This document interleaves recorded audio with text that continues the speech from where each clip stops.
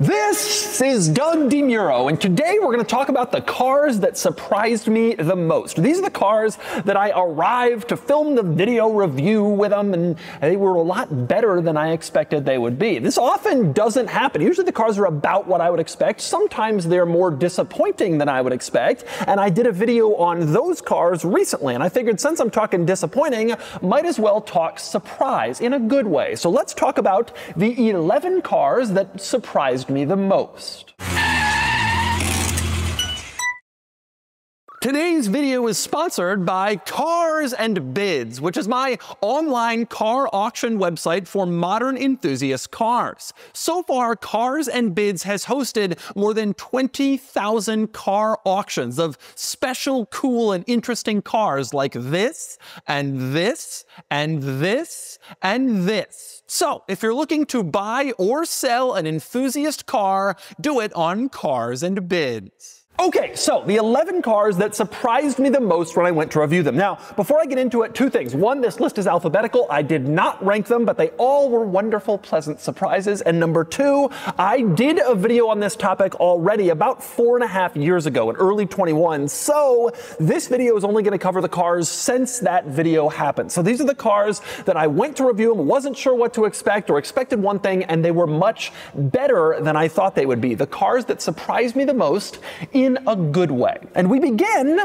with the Acura Integra Type S, the new Integra Type S. I gotta be honest, I like the Civic Type R okay. The original Type R we got in the States back in 17 was fine. I didn't review it tremendously positively. I still am not really in love with that car. I think it looks just ridiculous. I think it's radically overstyled. And I also think from a quality perspective, it's not great. From a drivability perspective, it's okay. It was also very expensive at the time, although they've depreciated to a much more reasonable number. Now, when the new Civic Type R came out, I was a lot more into it. I felt like the car had kind of grown up. It drove well. It looked better. There were some real benefits. But it wasn't until I got into the new Acura Integra Type S that I really fell in love with this car and this platform. The truth is, they're not actually that different, these two cars. With their turbo four-cylinder, they have basically the same power ratings, but the Acura is tuned and styled and positioned and designed inside and out in a way that just, I think, is significantly more pleasing and more appealing to, let's say, an adult.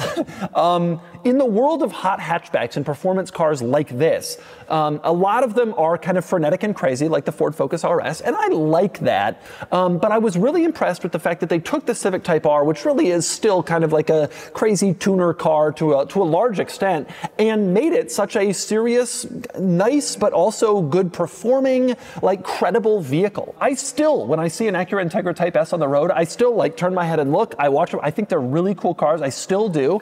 And I think that is a legitimately, truly good vehicle. An impressive car to drive. It's fun to drive. I really like the powertrain, and I really like, specifically in the Acura version, how it's kind of toned down and luxurified in a way that there's not a vast difference, you wouldn't think, between the Civic and the Integra, but they do, with a fairly minimal amount of changing, they do a pretty good job distinguishing the two and making the Integra just feel like a more luxurious, more kind of rational choice, but still offering the same great power and performance from the Civic. Okay, next car that surprised me the most. If I were to rank this would be very much up there near the top. The B5 Audi RS4 Avant. B5 Audis. B5 Audi A4. That was the A4 that was sold from 96 to 2001. And I actually owned a 2001 B5 A4 when I was in college years ago. At the time, it was a cheap used car. Now it's a really cheap used car. And I always liked the B5 platform. The B5 had very responsive, quick little steering. It was a little platform. It was a good-looking car. It was Audi kind of taking a totally new stab at the luxury world and trying to position itself near BMW and Mercedes-Benz, which was always sort of an aspiration for Audi, as opposed to near Saab and Volvo, where they had kind of been before. And the B5 I always had a lot of respect for, and I think a lot of people in the car community do. It really was an impactful, important Audi. And I've driven B5 S4s and A4s with both powertrains, the 1.8 turbo and the 2.8 V6, and I always liked them. But I never expected to love a car quite as much as I loved the B5 RS4 Avant when I drove it. So the genesis of this was we actually sold a B5 RS4 Avant on Cars and Bids, and it was mostly unmodified. It was in nice shape. It was Nogaro blue wagon, and it went to a car car collector in Connecticut. And I got in touch with them and I said, hey, I'm coming up that way. You know, you bought the car on the site. Do you mind if I do a review of the car? And, you know, promote the site and also get to do the review. And they were gracious. They had a great collection, included some really serious cars, like a 550 Barchetta and a Ferrari SP1. I mean, some really, really crazy stuff. And this RS4. So I showed up and I got in the car, and it was kind of a cold day, sort of late snow falling in Connecticut, southwestern Connecticut. And my life changed. I know that's insane to say, but it was one of the great, like, hot hatch, perfect size, perfect amount of power, perfect steering and handling experiences that I have ever had with a car. And in that part of the country, you know, windy roads through forested areas in Connecticut, and there are very few times when I'm doing a car review where I take longer than I need. Like, the people want the car back, you know, I got something to do. And I remember that day, like, I'm on this windy road and I'm like, well, I've filmed what I need to film, and I'm thinking, I'm gonna go a couple more miles. Like, it was just such a great car.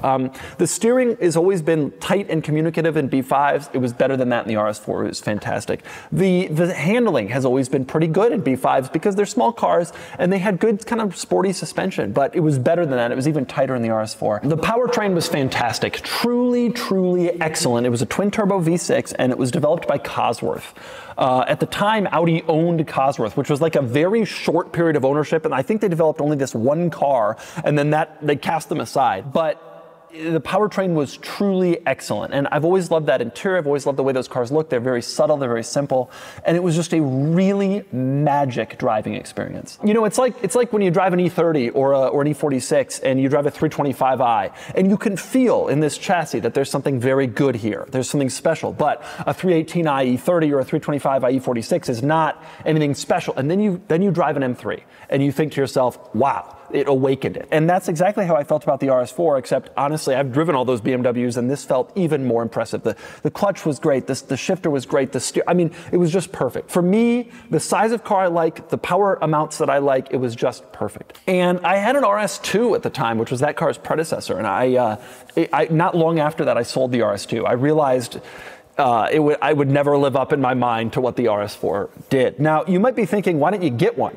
Because I'm terrified of owning a Cosworth twin-turbo V6 B5, which is already an unreliable chassis. It's a shame. I have zero interest in owning one for that reason. I have a suspicion the cars are difficult to own, but it's one of the very best surprises I've ever had filming a video. Okay, next one, cars that surprised me most. The Autozam AZ-1. This was especially a surprise because the AZ-1 is known for being a stupid K car with gull-wing doors. Like, that's what everybody knows about it, right? Like, it's kind of a laughable car. Like, it's little and tiny, but also it has gull-wing doors. It's silly.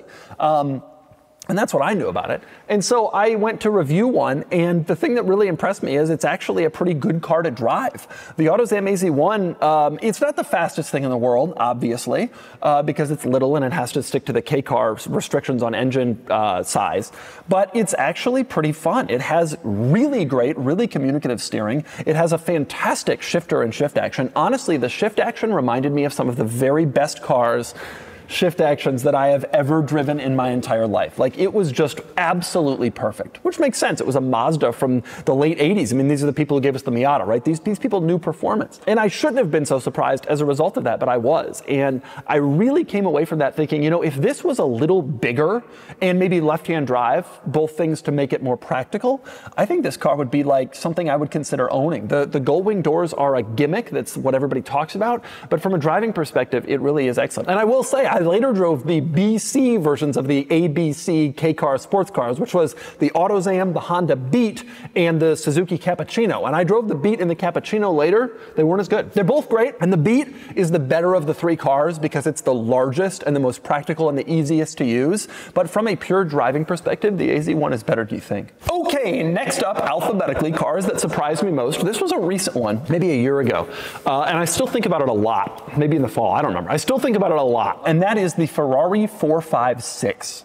So the 456, if you don't know, was Ferrari's V12 powered front engine four-seater car, sort of their luxury GT car. They sold it from 92 to 2003, 2004, something like that, throughout the 90s mostly. And the 456, in as time has gone on, has kind of been maligned in the Ferrari world. Like, it's the four-seater. The four-seat Ferraris never really have great legs in terms of acceptance later or resale value or like enthusiasm. Everybody wants a two-seater or a mid-engine car, which was the 550 and like the 360 and the 355. And so the 456 has always had this kind of rep as being like, you know, it was by far, when it was new in the 90s, it was by far the most expensive of those regular Ferraris, short of the F50. But over time, you know, depreciation has taken it below the value of its contemporaries, simply because it's just these four-door Ferraris are less desirable. And I had never driven a 456 until I drove one in that video.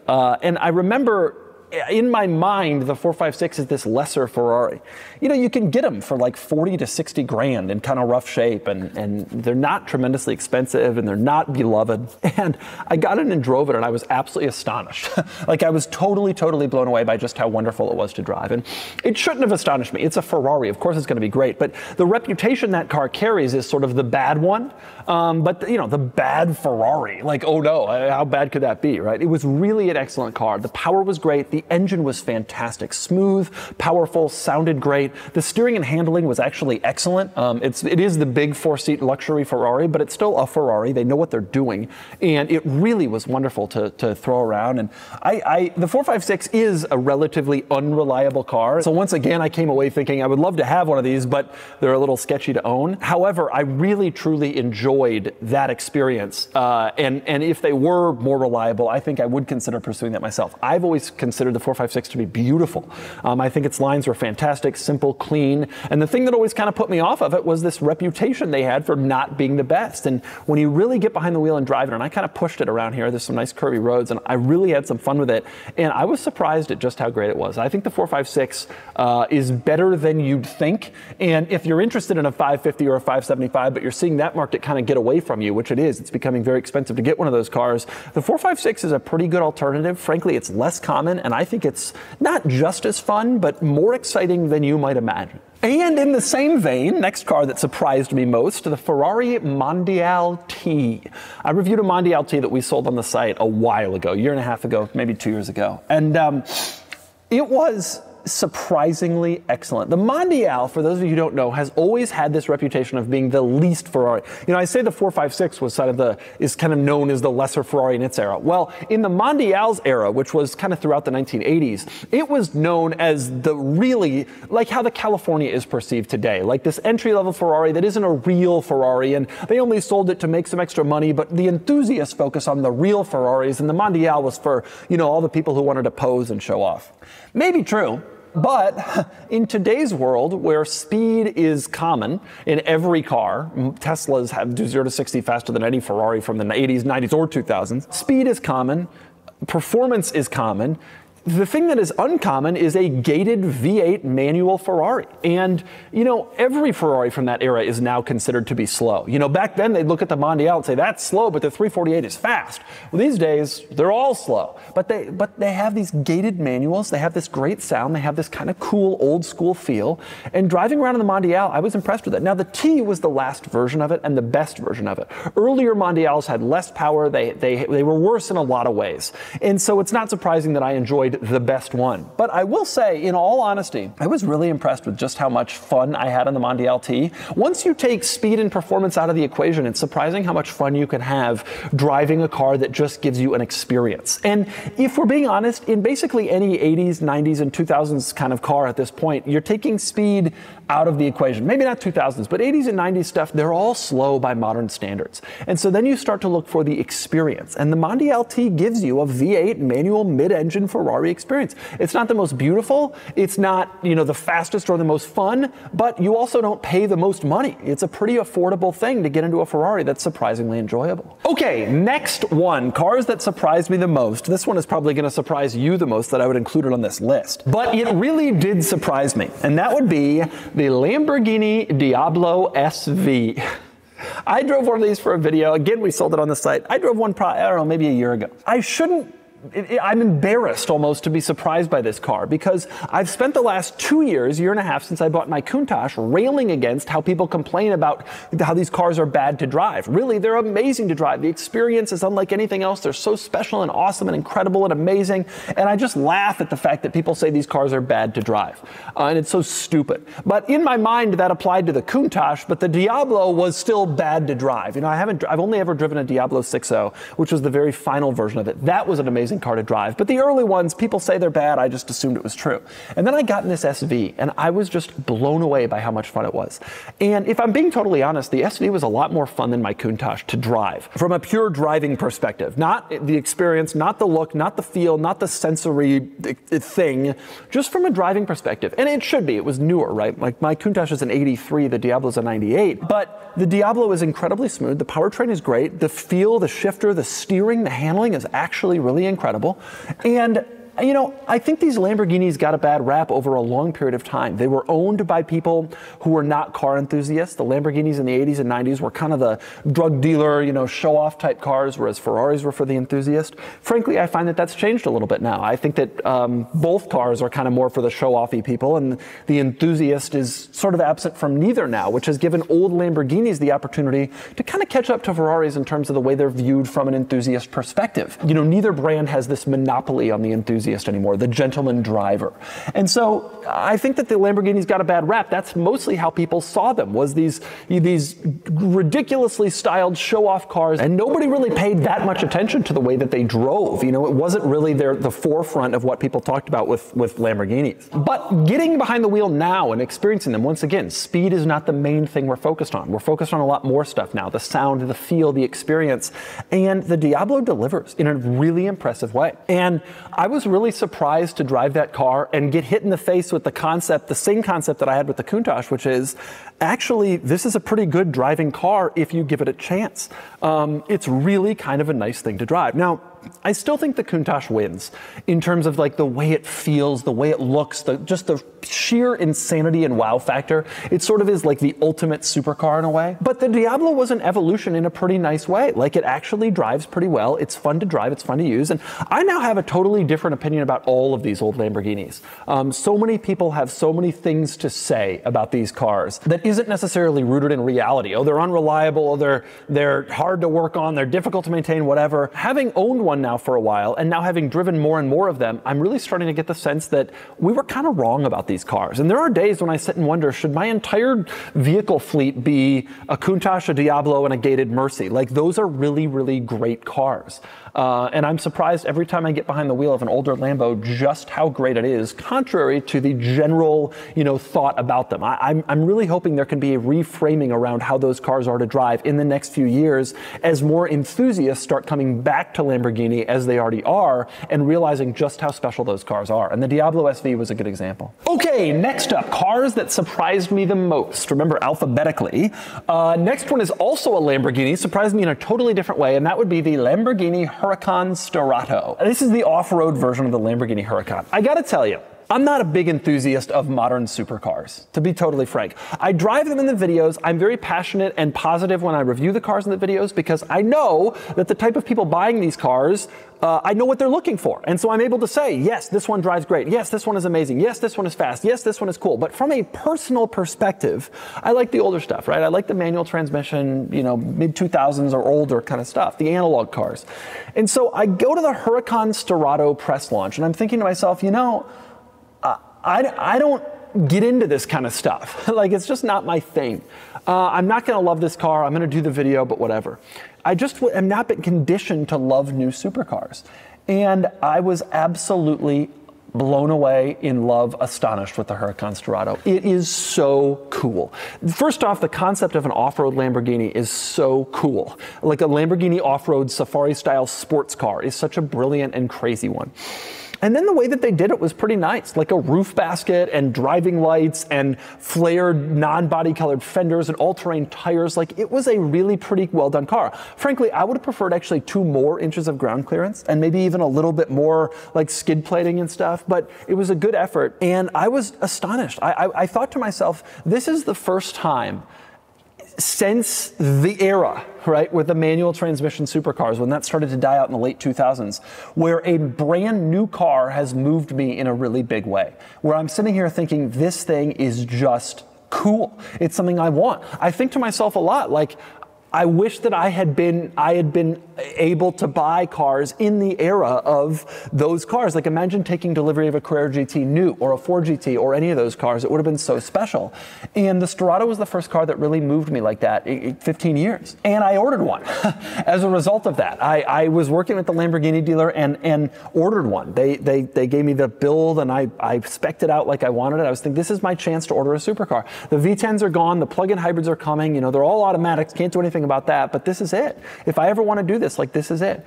And unfortunately, in the end, I decided to bail on the order and get the Countach instead, which I don't regret, obviously, but the Sterrato is just so cool. And there are times when I browse the websites looking for a used Sterrato. They have not held their value particularly well. And I think part of the reason for that is the market doesn't really understand it. An off-road Lamborghini, it's kind of stupid and weird, but I'm smart enough to know that the cars that the market doesn't love when they first come out are the ones that often end up doing the best later. And I think the last end-of-the-run V10 production, weird off-road craziness Sterrato, I think will become a desirable car someday in terms of value. And to me, it's already desirable now. I loved how it drove. I loved how comfortable it was because it wasn't on crazy sport suspension as low to the ground as possible. It was just so cool. And the fact that they did it and how fun it was, I was in love, and I still am with that car. Okay, next one, again, alphabetically. Here's another car that really, really surprised me, was the Lucid Air. Lucid Air. So I've driven a lot of the new electric cars, and most of them are clearly first efforts. Let's put it that way. Most of them are, you know, they're good, but they got this issue or that issue that they say they're going to solve, and the next generation car will be better, or there's going to be an update, don't worry, or the 0.2, whatever. And I assumed that would be the case of the Lucid Air because it was this upstart company, you know, building these cars in Arizona. And I really didn't have a lot of high hopes. I mean, it looks cool. It seems like it's nice on paper, but these upstart cars are always, you know, the automaker's always like, oh, you know, this is a pre-production car. Shoot around this or don't show this. And for pre-production cars, you give that grace because it's not how the production car is going to be. But you are always wondering, like, is this an acceptable? Is this really going to happen? And, you know, the Fisker Ocean is such a great example of that. Like, I actually liked the Fisker Ocean a lot. I enjoyed the one that we had here in the office. It drove pretty well. There weren't a lot of glitches, but you saw what happened. And so I assumed the Lucid Air would be like that. Obviously, Lucid was before Fisker, but the concept is in my mind. These upstart EV companies are going to fail.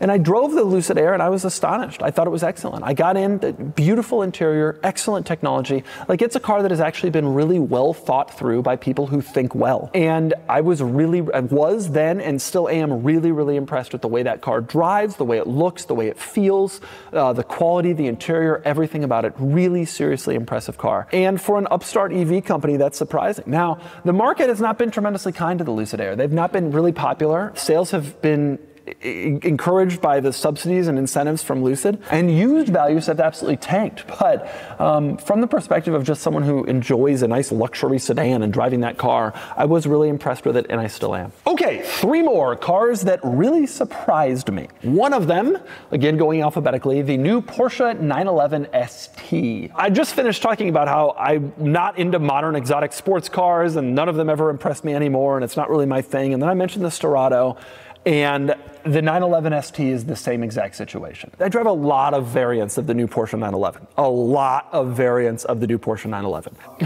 And they're all good, right? They're great cars, but at some point you're like, okay, I've seen this. And I've kind of gotten a little past the GT3 and GT3 RS cars. The ride is so punishing, and the crowd for those cars is just kind of not what I'm looking for. And it's especially impressive that the ST impressed me because it actually had to overcome quite a bit. First was, the car is great. Everybody knows the 911 is great. Everybody knows the GT3 is great. Everybody knows the GT3 RS is great. Like, I was expecting it to be great. Then you got to overcome the people who are kind of pursuing these cars these days. There's a lot of stigma in my mind about that. And then you got to overcome this general bias that I have towards older cars for me personally. And I get in that car and I drive it around and I'm thinking to myself, this is the best Porsche that they built since the Carrera GT. This is the best Porsche in 20 years. I was absolutely astonished with how perfect that car is. the shifter, the clutch, the balance on the handling, the steering. I mean, that car is absolutely wonderful. You got to get it in a toned down color combination. The stupid meatball, they call it. The Porsche people have a name, that's their name for it. But I call it, the numbers on the side of the door. That's silly. A lot of stuff about that car is silly and designed to appeal to people who are Porsche enthusiasts. But if you get past that and just think about that car as a pure driving experience thing and just get a silver one, it's the greatest car around. I can't believe how great that car is. And it only occurred to me like a year after I reviewed it, like, I probably should have tried to get one of these. Like, I bet I'm somebody. Maybe Porsche would have actually allocated me one of these cars and I could have bought one. And I kind of regret not doing it. They're really great. They're really, really great cars. And I'm sure Porsche will continue to come out with more really great cars, but from where I sit right now, that is one of the greatest Porsches I have ever driven. Top 5.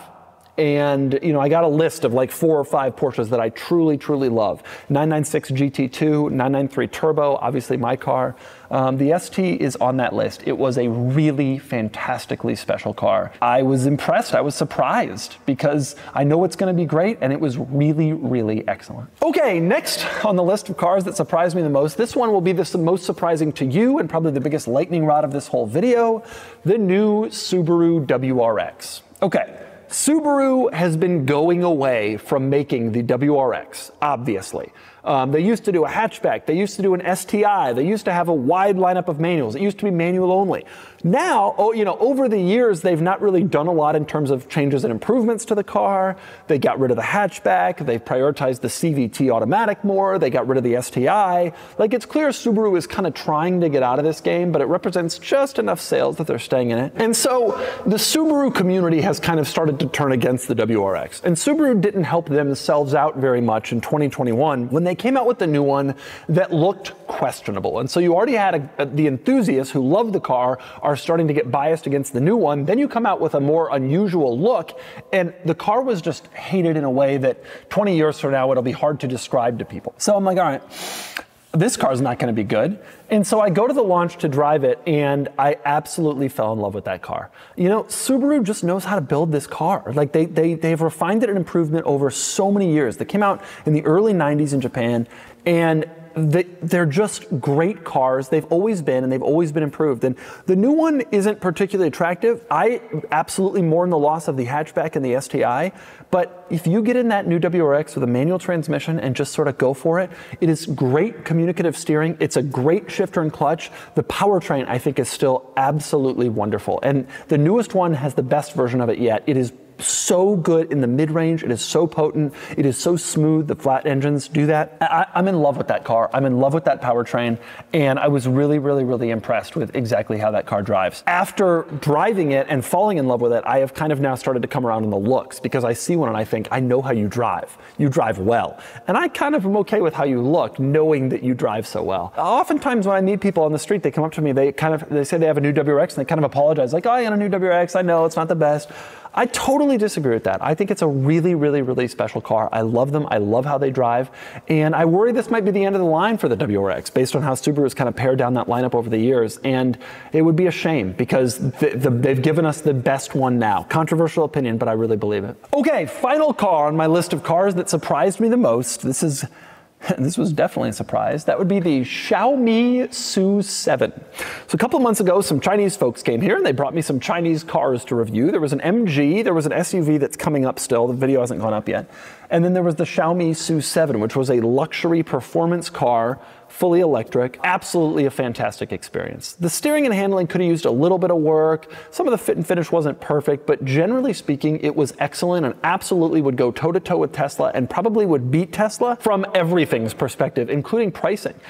This car has been tariffed out of existence in the States. You can't really sell Chinese-built cars in the States because it would be so expensive to do so. But just driving that car around and experiencing what the Chinese market is getting, it really changed my mind in terms of what we as a country and as a people need to do about electric cars. China is so far ahead, and everybody in the States is like, well, let capitalism figure it out. The buyers don't want electric. Well, that's fine, but if we let China continue to develop electric cars like that, they're going to end up here and we're going to end up here, and if we want to be behind China, so be it. But that's already happening. And that car really proved it to me. And you know, you have this general impression that Chinese goods are kind of inferior quality and average, and I drove that car and it was not. It was excellent, it was great. For the price point, it was truly a wonderful, amazing car, and I was very, very impressed with it and very surprised by it. I did not expect it to be as good as it was, but it really was. So there you go. Those are the 11 cars that surprised me the most. I often know what I'm getting into when I'm getting into a car. I'm rarely surprised by it because I do some research beforehand and I've driven a lot of stuff, so I know how they're going to be. But sometimes cars do surprise me, and these 11 cars surprised me the most.